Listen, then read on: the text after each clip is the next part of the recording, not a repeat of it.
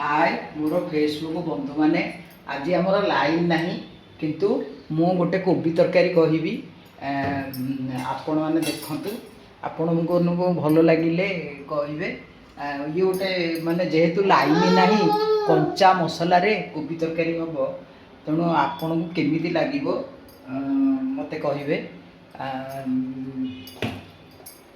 ये रोसईटी मो पिलादिने शिखी करुली आ बर्तमान यहाँ जे से तो आमर नथिला माने माने गैस नथिला कि ये नथिला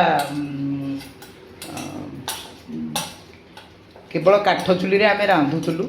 बर्तमान यहाँ लुण हलदी रे कोबीटा को छणा भजा गला कोबी लुण हलदी रे कोबी की भजा गला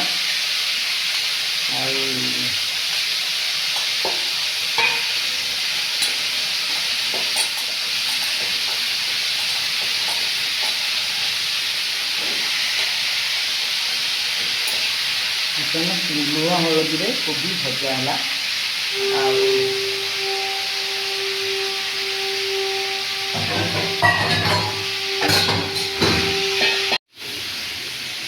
बर्तमान कंचा मसला रे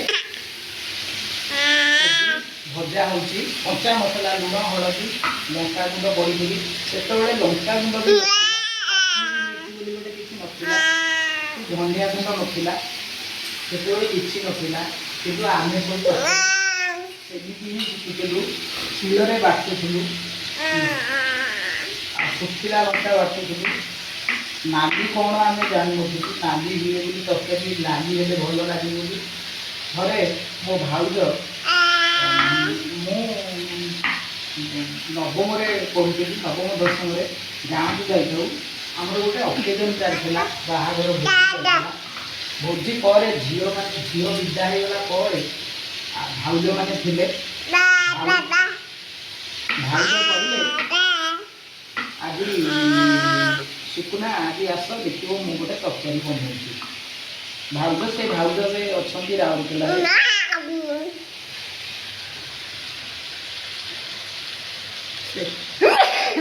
से भाउज बर्तमान राउरकेला अच्छा कले प्रथम कोबी काटिकी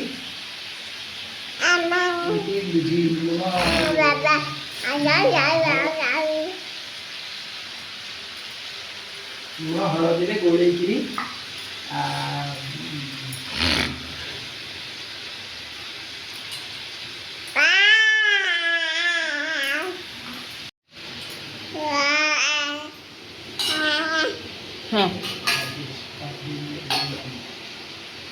आमर आलू भी छणा है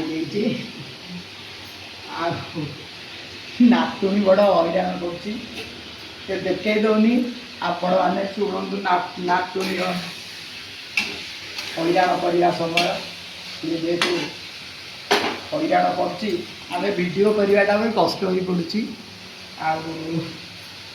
आपण कौन कहबी मोर तो देह भल ना दुई मुझे भावुची बेटी रोसे करी देखला बेलू हो पारुनी कहीं मो नातुणी गोटे हईराण कर भात होगला कोबी भजा चली भात भी होनी चुलीटा भल जलनी मुझे आज गोटे नुआ चुली किनापी बराद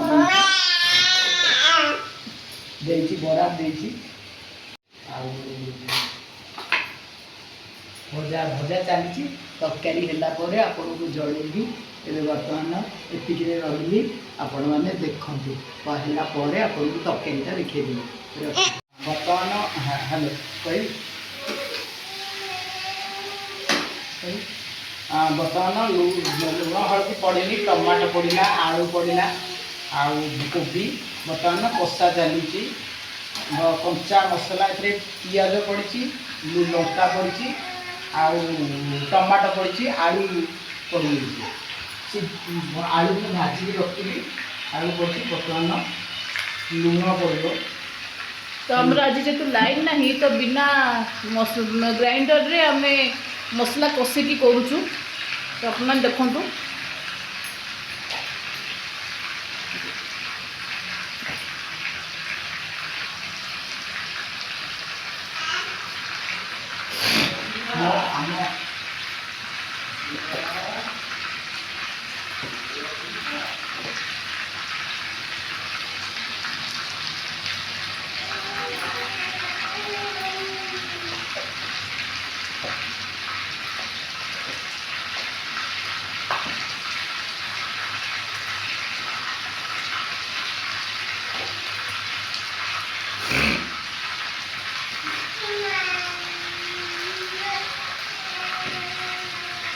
ବର୍ତ୍ତମାନ ଏଇ ଯେଉଁ ମସଲା ତିଆରି ହେଇଛି ଏଇ ମସଲା ହେଉଛି ଘରେ ଆମେ ତିଆରି କରୁଛୁ। ଏଇଟା ଧନିଆ ଗୁଣ୍ଡ, ମସଲା ଗୁଣ୍ଡ, ଧନିଆ ଗୁଣ୍ଡ ପଡ଼ିଗଲା।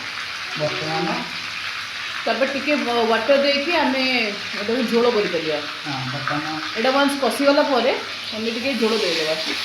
ଝୋଳ କଲା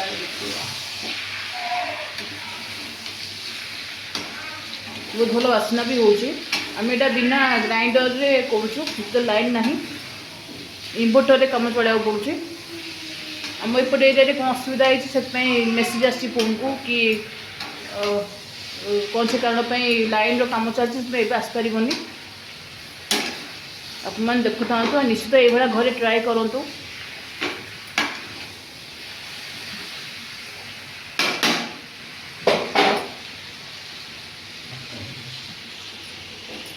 ଭାତ ବି ହେଇଗଲାଣି।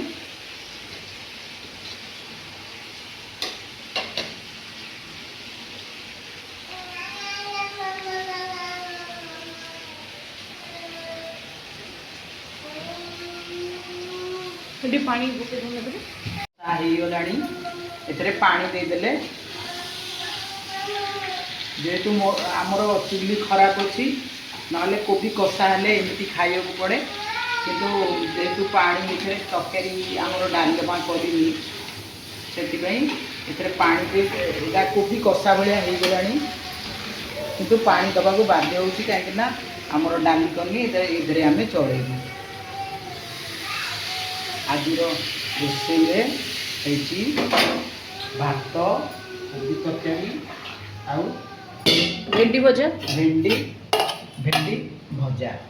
ଆପଣମାନେ ଦେଖନ୍ତୁ, ଭଲ ଲାଗିଲେ ଲାଇକ୍ ସେୟାର କରିବେ। ରହିଲି, ଜୟ ଜଗନ୍ନାଥ, ଶୁଭ ଅପରାହ୍ନ। ବିନା କଲର୍ରେ ବି ଭଲ ଆମର ରେଡ୍ କଲର୍ ହେଇଛି କୋବି। ନାଇଁ, ବିନା ମସଲା ବଟାରେ ଆମର କୋବି ତରକାରୀ ଟିକେ ରେଡ୍ କଲର୍ ହେଇଛି ଆମର, ଦ୍ୟାଟ୍ ବିନା କଲର୍ରେ। ଆମେ କୌଣସି କଲର୍ ବି ୟୁଜ୍ କରିନୁ।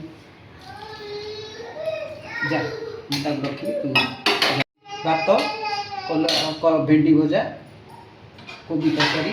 ଆମର କୋବି ତରକାରୀ